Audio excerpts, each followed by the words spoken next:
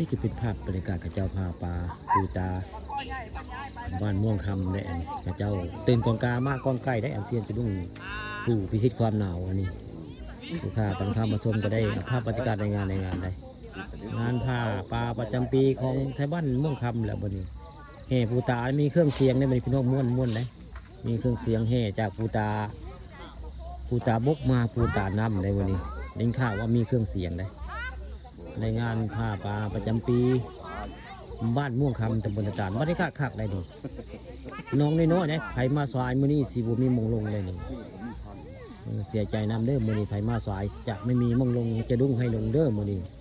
นี่คือเป็นภาพเหตุการณ์ที่เจ้าผ้าปลาปูตาบ้านม่วงคำตำบลตาลได้ว่าได้เจ๊งเจ้าได้บุคคลใหญ่เลยนี่เจ้านี่แหละได้บุคคลใหญ่นี่เพิ่นได้อยู่วันใส่หมวกอันนี้บุคคลใหญ่โตบักใหญ่เมื่อกี้นี่รุ่นโลกว่าเป็นอะไรนี่นี่คือเป็นภาพบรรยากาศงานผ้าปลาปูตา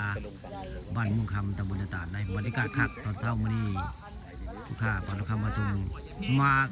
ก่อนตื่นก่อนกามาก่อนไก่พี่น้องพร้อมครับผู้พิชิตความหนาวเลยซุ่มย่ำยิงนี่แหละนี่ซุ่มเซียนจะลุ่งพี่น้องเซียนจะลุ่งจักบ้านใดเป็นบ้านใดลูกค้าก็จักส่วนมากแทนม่วงโบราณเด้เจ้าที่เพิ่นบ่ค่อยหลายเด้ส่วนมากก็จะเป็นบ้านนอกบ้านนาเลยก็เจ้ามาแต่เช้านี่มาตี 5 ตี 4 ตี 5ก็เจ้ามาได้มางานผ้าป่าประจำปีของปูตา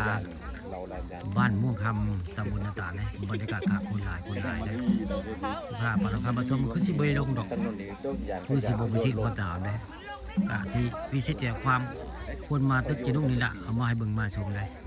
ให้ข้าวบุ้งป่าเราพามาชมมื้อนี้เซนคนตึกจะนุ่งหลายอยู่ปูตาบ้านม่วงคำตำบลนาตาลเลยได้กะคนโทษขออภัยหลายเด้อที่ใบต่อคอมเมนต์ทุกคนเนาะที่เข้ามาเข้าเบิ่งซ่องป่าทองคำผสมเพราะมันหลายคนเข้าเบิ่งป่าเนาะป่าทองคำผสมวันนี้ขออภัยมาในโอกาสนี้เนาะทั้งอากาศแต่ว่าบริต่อคอมเมนต์ขอบคุณนะแต่กันนี่คือเป็นภาพบรรยากาศกระเจ้ากำลังลงตึกจะดุ้งได้งานปูตาบ้านม่วงคำตำบลนาตาลบ่ได้จำกัดเวลาไผมากตอนใดตึกตอนนัดย่อตอนนั้นไว้ง่ายนี่มีเวลาว่าที่ลงตอนไหนไผมากกันยกย่อได้เลยไผมาสายซิมุมีมงลงปูตาเป็นม่วงมาดีคนหลาย